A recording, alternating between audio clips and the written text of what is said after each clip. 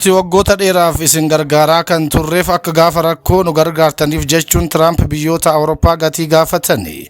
Pirezidaantiin Ameerikaa Doonaald Tiraamp sababa biyyi isaanii Izraa'el waliin ta'uun weerara irratti banteef Iraan kan daangeffamaa kan irraa keessa ulaa Hormuz banuuf biyyoota garagaraatiif waamicha taasisaa jiraachuun ni beekama. Tiraamp biyyoonni kunneen keessumaa kan maddii boba'aa isaanii ulaa kana irratti hundaa'e Ameerikaa waliin ta'uun humna waraanaan nageenya ulichaa akka eegsisaniif kan waamicha taasisan hanga ammaatti garuu deebii gaarii hin arganne. Wixata kana akka jedhanitti Tiraamp biyyoonni tokko tokko gamtaa dooniiwwan boba'aa fe'an Strait of Hormuz keessa darbuu tiksuu fi ijaaramutti akka hin makamne beeksisuu isaanii mufachuu isaanii CNBC'n gabaaseera.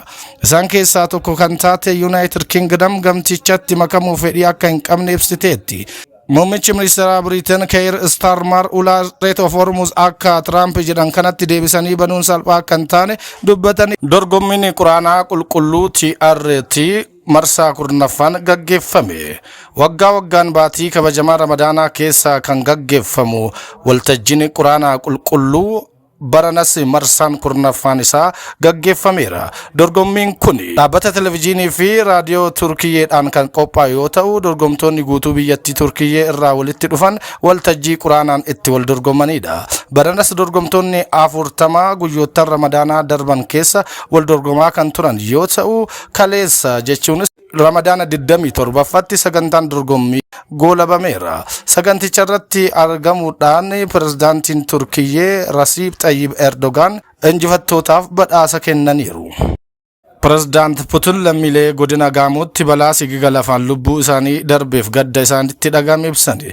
Pirezidaantiin Raashiyaa Vladimir Putin lammiilee naannoo kibba Itoophiyaa godina Gaamoo aanaalee garagaraatti sababa sigiga lafaan lubbuun isaanii darbeef gadda isaanitti dhagahame ibsaniiru. Pirezidaantichi gadda isaanitti dhagahame pirezidaantii Federaala Dimokiraatawaa Rippaabilika Itoophiyaa Taayyee Aqsasillaasee fi ministeera muummee Dr. Abiy Ahmediif ibsaniiru. Pirezidaant Vladimir Putin ibsa isaanii keessatti maatii fi firoottan lammiilee balaa sigiga lafaan lubbuu isaanii darbeef jajjabina hawwaniiru. Itoophiyaanonni balaa kanaan miidhaman ariitiin akka bayyanatanis hawwaniiru. Balaa kanaan hanga guyyaa kaleessaatti lubbuun namoota 81 darbuu ragaan godinicharraa argame ni mul'isa. Iraan Ameerikaan diroonii koo fakkeessitee biyyoota haleelte jechuun himatte. Gaafa dilbata ministeerri dhimma alaa Iraan Abbaas Argaahii haleellaa biyyoonni galoo galaanaa irratti raawwataa jiruuf US fi Israa'el himachuun akeekanii turani.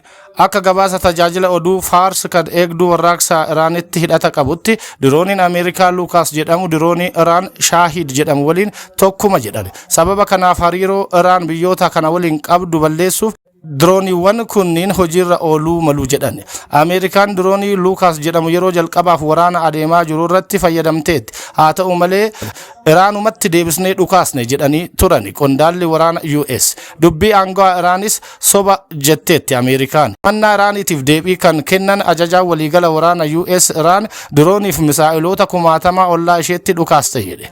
Dirooniiwwan Ameerikaa naannichatti kanneen yaaddoo ta'an caasaalee waraanaa Iraan qofa irratti xiyyeeffatu jedheera.